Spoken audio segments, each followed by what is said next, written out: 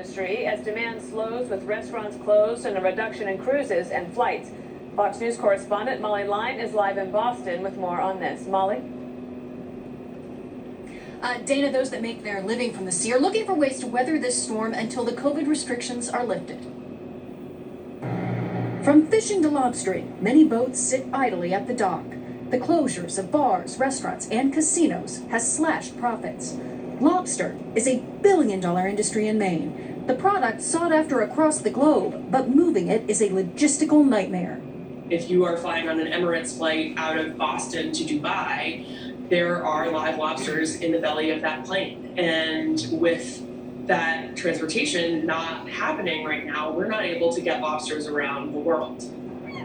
Seafood wholesalers face the same daunting challenge.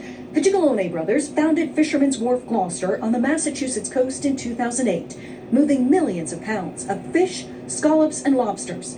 Then COVID-19 struck. We started hearing a lot of people saying, hey, can we buy fish direct off you guys to help out? We said, yeah, this is awesome. Suddenly, a pop-up, drive-up to go business was born. We sold out in 20 minutes. So they said, why don't you guys try to do this again? All right. So we doubled and tripled up and we sold out in 2 hours. And then it just kind of snowballed from there. They're pulling up in their car. You're never getting out of your car. You're saying exactly what you want. And within 13 seconds was our average car time. And you're off, driving home with haddock, fresh haddock or fresh scallops.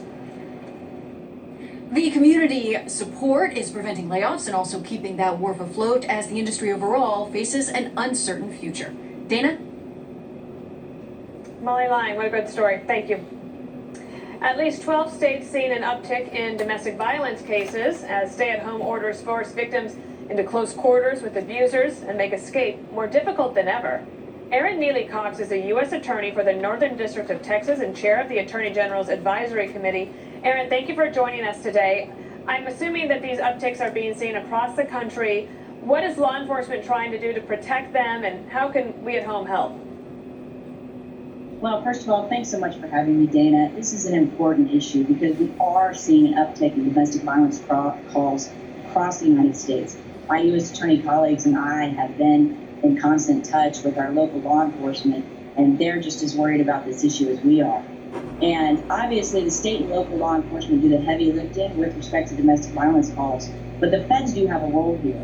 We have an important role in making sure that guns are kept out of the hands of domestic violence offenders. And there's several important federal gun laws that allow us to do that and play an important part in this. And one of the things I was thinking about is if you're at home, it might be hard for you to call a hotline, right? Because you might not have a safe place to do that. But tell people that you can text as well in a safer way. Yeah, you can text. And if you don't feel like you are in a position to call the hotline, you can access it on the internet at thehotline.org.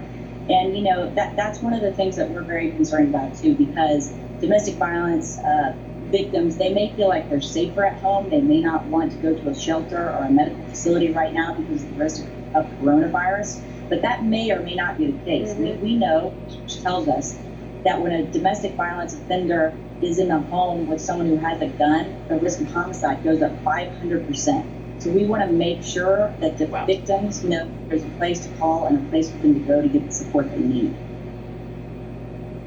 Erin Neely Cox, thank you for what you're doing and for coming on the show. We appreciate it.